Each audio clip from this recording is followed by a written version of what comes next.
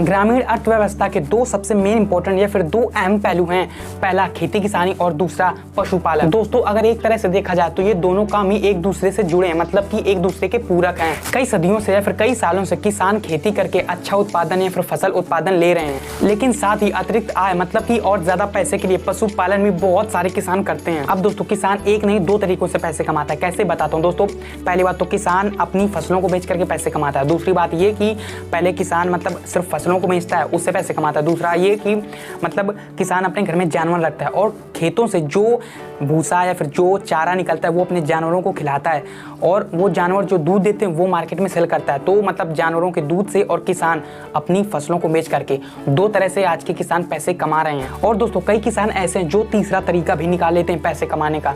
पहला किसानी, दूसरा पशुपालन और तीसरा बहुत सारे किसान भाई अपने जानवरों के गोबर से खाद बनाते हैं और उस खाद को मार्केट में अच्छे दामों में बेचते हैं और पैसा कमाते हैं। लेकिन दोस्तों क्या आपको पता है कि इन तीनों कामों के बीच एक ऐसी अपॉर्चुनिटी या फिर एक ऐसा मौका भी है जिससे आप भी बहुत अच्छे खासे पैसे कमा सकते हैं। हम बात करें पशुओं के चारे के बिजनेस के बारे में। बाजार में लगातार पशु के चारे की डिमांड बढ़ती जा रही है, पर्याप्त आपूर्ति नहीं है, इसलिए पशुओं के चारे का भाव आसमान छू रहा है। कई बार तो देखा गया पशु चारे का संकट भी पैदा हो जाता है। यदि आप एक किसान हैं या फिर पशुपालन करते हैं या फिर आप गाँव में ही रहते हैं तो आज ही इस बिजनेस को शुरू कर दीजिए, क्योंकि आने वाले समय में दूध, घी, मक्खन और पशुपालन का चलन बहुत ज्यादा बढ़ने वाला है। ऐसे में पशु चारा बनाने का बिजनेस आपको साल भर में ही करोड़ों का मुनाफा दे सकता है।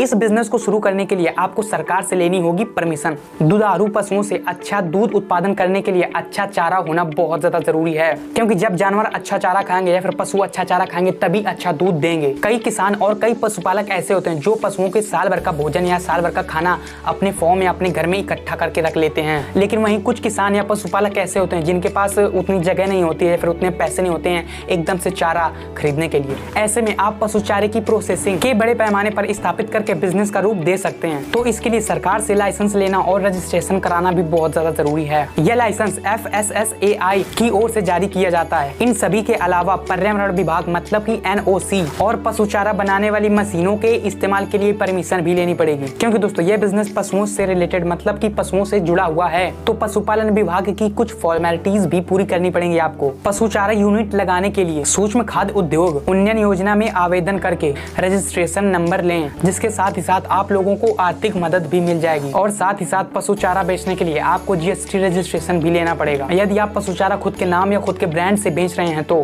ट्रेडमार्क के साथ ISI मानक के अनुरूप। अब दोस्तों बात आती है कि पशु चारा बनाने के लिए आपको किन मशीनों की या फिर किस सामान की जरूरत पड़ेगी। तो दोस्तों अगर आप लोग इस बिजनेस को शुरू करना चाहते हैं फिर शुरू करने वाले हैं तो आपको स्टार्टिंग में ही ना पूरी प्लानिंग के साथ इस बिजनेस को शुरू करना पड़ेगा, शुरू करना होगा। और इस बिजनेस में प्रयोग होने वाली वस्तुएं या फिर चीजें, कच्चा माल, नंबर 2 मशीनरी, नंबर 3 प्लांट लगाने के लिए जगह, नंबर 4 मजदूरों की नियुक्ति, नंबर 5 ट्रांसपोर्ट के साधन, नंबर 6 व्यवसाय की मार्केटिंग, नंबर 7 पूंजी की व्यवस्था मतलब कि अच्छे खासे पैसों की व्यवस्था। और दोस्तों एक खास बात हमेशा ध्यान रखें कि जहाँ पर भी आप अपना प्लांट लगाने वाले हैं इस बिजनेस को शुरू करने के लिए तो वहाँ की सड़कें बहुत अच्छी हो, मतलब कि सड़कें अच्छी हो ताकि कोई भी गाड़ी या फिर कोई ट्रक, कोई वाहन आसानी से जा आ सके दोस्तों। और एक बात ये कि पशु चारा बनाने की यूनिट में आपके पास बिजली का होना अनिवार्य है, या फिर आप अगर बिजली नहीं लेना चाहते हैं तो दोस्तों आप लोग सौर ऊर्जा या फिर सोलर पैनल को लगवा करके आप बिजली उत्पन्न कर सकते हैं।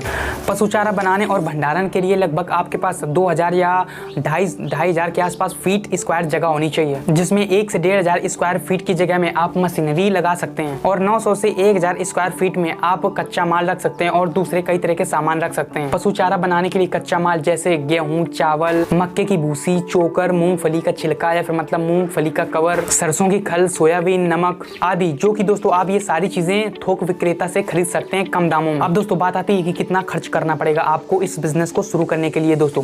तो अगर दोस्तों मान लीजिए गांव में आपकी जगह है, आपकी जमीन है, तो दोस्तों उस जमीन में अगर आप बिजनेस करना चाहते हैं फिर इस बिजनेस को करेंगे तो दोस्तों आपके बहुत सारे पैसे बच जाएंगे किराया से। लेकिन अगर आपके पास खुद की जमीन नहीं है और आप किराए की जमीन पर इस बिजनेस को शुरू करना चाहते हैं तो दोस्तों प्लांट, मशीन, हर चीज को मिला करके लगभग 5 से 8 लाख रुपए आपको खर्च करने पड़ेंगे इस बिजनेस को शुरू करने के लिए। और दोस्तों इसके साथ साथ बिजली, मार्केटिंग और पैकेजिंग और आदि सामानों या मतलब आदि कामों में आप 1 लाख रुपए यहाँ पर भी रख करके चल सकते हैं। तो मान लीजिए आपके लगभग 8 से 9 लाख रुपए खर्च होंगे इस बिजनेस को शुरू करने के लिए। और दोस्तों एक खास बात ये है कि अगर आपके पास सारे डॉक्यूमेंट्स हैं, आपके पास कागजात अच्छे हैं, तो दोस्तों कुल लागत 35% की सब्सिडी पर तो दोस्तों आप सरकार का भी यूज कर सकते हैं, मतलब कि सरकार से पैसे लेकर के आप इस बिजनेस को शुरू कर सकते हैं और महीने की बहुत अच्छे खासे पैसे कमा सकते हैं। अब दोस्तों आपके दिमाग में अगर मैं एग्जैक्ट बताना चाहूँ कि आप लोग कितने कमा सकते हैं इस बिजनेस से, तो दोस्तों आप लोग एक महीने में 1 लाख के आसपास क्या पैसे कमा सकते हैं 8 से 9 लाख रुपए लगा करके इस बिजनेस में। तो दोस्तों होप करता हूँ आप लोगों को ये वीडियो पसंद आया। अगर वीडियो पसंद आया तो प्लीज़